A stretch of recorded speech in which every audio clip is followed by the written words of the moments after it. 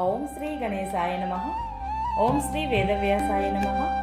ఓం నమో భగవతే వాసుదేవాయ. మహాభారత గ్రంథ పారాయణలో భాగంగా ఈరోజు మనం 331వ రోజుకు వచ్చేసాము. భీష్మ పర్వంలో ఉన్నాము. కురుక్షేత్ర మహాసంగ్రామంలో 8వ రోజులో ఉన్నాము. ఇప్పుడు శకుని సోదరులు ఇరావంతుడు చనిపోవడం గురించి మనం తెలుసుకుందాము. చాలా బాగుంటుంది, చివరి వరకు స్కిప్ చేయకుండా చూడండి. హరే కృష్ణ. శుక్లాంబరధరం విష్ణుం శశివర్ణం చతుర్భుజం ప్రసన్నవదనం ధ్యాయేత్ సర్వవిఘ్నోపశాంతయే. నారాయణం నమస్కృత్య నరం చైవ నరోత్తమం దేవీం సరస్వతిం వ్యాసం తతో జయముధీరయేత్. ఇక మనం పారాయణలోనికి వెళ్ళిపోదాము. సంజయుడు చెబుతున్నాడు, మహావీరులు కూడా నశించిపోతున్న ఆ సంగ్రామం జరుగుతూ ఉండగా శకుని పాండవులపై దాడి చేశాడు. పెద్ద సైన్యంతో కృతవర్మ కూడా అతనికి బాసటగా వచ్చాడు. వారిని అర్జునుల పుత్రుడైనటువంటి ఇరావంతుడు ఎదిరించాడు. ఇరావంతుడు నాగకన్య అయినటువంటి ఉలూచికి జన్మించాడు. అతడు మహాపరాక్రమవంతుడు.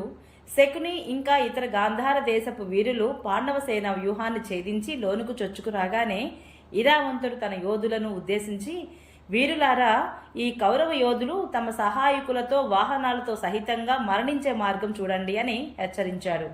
ఆ ఇరావంతుని సైనికులందరూ సరే అని చెప్పి దుర్జయమైన ఆ కౌరవ సైన్యంపై విరుచుకుపడి ఆ యోధులను కొట్టి కొట్టి చంపారు. తమ సైన్యం విధ్వంసం కావడం చూసిన సుబలపుత్రులు సహించలేకపోయారు. వారు ఇరావంతుని 4 వైపుల నుండి చుట్టుముట్టి వాడి బాణాలతో కొట్టసాగారు. ఇరావంతుని శరీరమంతటా వెనుక ముందు కూడా అనేక గాయాలు తగిలి శరీరమంతా రక్తంతో తడిసిపోయింది. అతడు ఒంటరిగా ఉన్నాడు. 4 వైపుల నుండి అనేకులు అతనిని బాణాలతో కొడుతున్నారు. అయినా అతడు అధైర్యపడలేదు, బాధతో చలించిపోలేదు. తన తీవ్ర బాణాలతో అందరినీ తూట్లు పొడిచి మూర్ఛిల్ల చేశాడు.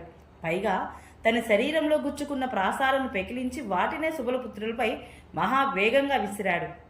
అనంతరం అతడు మెరుస్తున్న ఒక కత్తిని డాలును చేతపట్టి సుబలపుత్రులను చంపడానికి పాదచారి అయి ముందుకు కదిలాడు. ఇంతలోకే వారు మూర్ఛ నుండి తేరుకొని క్రోధంతో ఇరావంతునిపై విరుచుకుపడ్డారు. అంతేకాదు, వెంటనే అతనిని బంధించడానికి ఉద్యుక్తులయ్యారు. కానీ అతడు తనను సమీపించిన వానిని సమీపించినట్లుగా తన చేతి కరవాలంతో ముక్కలు ముక్కలుగా నరికివేశాడు. శస్త్రాలు, బాహువులు, ఇతర అవయవాలు తెగి పడడంతో వారు ప్రాణాలు కోల్పోయి నేల కొరిగారు. వారిలో కేవలం వృషభుడు అనే రాజకుమారుడు మాత్రమే బ్రతికి బయటపడ్డాడు. వారంతా పడిపోవడం చూసిన దుర్యోధనుడికి చాలా కోపం వచ్చింది. అతడు అలంబసుడు అనే రాక్షసుని వద్దకు వెళ్ళాడు. ఆ రాక్షసుడు చూడడానికి చాలా భయంకరంగా ఉంటాడు, మాయావి కూడా. అసురుడిని చంపిన కారణంగా భీమసేనుడితో వైరం పెంచుకున్నాడు. అతనితో దుర్యోధనుడు, వీరవరుడా, చూడు, అర్జునుడి కొడుకు అయిన ఈ ఇరావంతుడు చాలా బలవంతుడు, మాయావి కూడాను. అతడు నా సైన్యాన్ని చంపకుండా ఉండే ఉపాయం ఆలోచించు. నీవు ఇచ్చానుసారంగా ఎక్కడికి కావాలంటే అక్కడికి వెళ్ళగలవు కదా. మాయాస్త్ర ప్రయోగంలో ప్రవీణుడివి కూడా కాబట్టి ఎలాగైనా యుద్ధంలో ఇరావంతుడిని చంపు అన్నాడు. ఆ భయంకర రాక్షసుడు సరే, మంచిది అని చెప్పి సింహంలా గర్జిస్తూ ఇరావంతుడిని సమీపించి అతనిని చంపడానికి ముందుకు వెళ్ళాడు. ఇరావంతుడు కూడా అతనిని చంపాలని ముందుకు ఉరికి అతనిని అడ్డుకున్నాడు. అతడు తన వైపు రావడం చూసి రాక్షసుడు తన మాయను ప్రయోగించడం మొదలుపెట్టాడు. అతడు తన మాయతో 2000 గుర్రాలను, వాటిని నడిపే అశ్వికులను సృష్టించాడు. ఆ అశ్వికులు కూడా రాక్షసులే. వారి చేతులలో శూలాలు, పట్టిసాలు ఉన్నాయి. ఆ మాయావులైన రాక్షసులకు ఇరావంతుని సైన్యానికి నడుమ భయంకరమైన యుద్ధం జరిగింది. ఇరుపక్షాల వారు పరస్పరం కొట్టుకుని చంపుకున్నారు. సైన్యమంతా చనిపోయాక రణోన్మత్తులైనటువంటి ఆ వీరులు ఇద్దరు కూడా ద్వంద్వ యుద్ధానికి తలపడ్డారు. రాక్షసుడు ఇరావంతుని మీద తలపడుతూ ఉంటే అతని దెబ్బను కాచుకుంటున్నాడు. ఒకసారి రాక్షసుడు తనకు మిక్కిలి దగ్గరగా రావడంతో ఇరావంతుడు అతని వింటిని, బల్లాన్ని ఖండించి వేశాడు. దానిపై అతడు తన మాయతో ఇరావంతుడిని మూర్ఛ పొందినట్లుగా చేసి ఆకాశంలోకి ఎగురకొట్టాడు. ఇది చూసిన ఇరావంతుడు కూడా అంతరిక్షంలో ఎగురుతూ తన మాయతో రాక్షసునికి మైకం కలిగించి అతని అవయవాలను బాణాలతో తూట్లు పొడవసాగాడు. మహారాజా, బాణాలతో మాటి మాటికి ఖండించినా కూడా ఆ రాక్షసుడు మళ్ళీ కొత్త రూపంతో అది నవ యువకుడిలాగా ప్రత్యక్షమవుతున్నాడు. రాక్షసులకు మాయ స్వాభావికంగానే ఉంటుంది. వారి ఆకారం కూడా వారు కోరుకున్న రీతిగానే ఉంటుంది.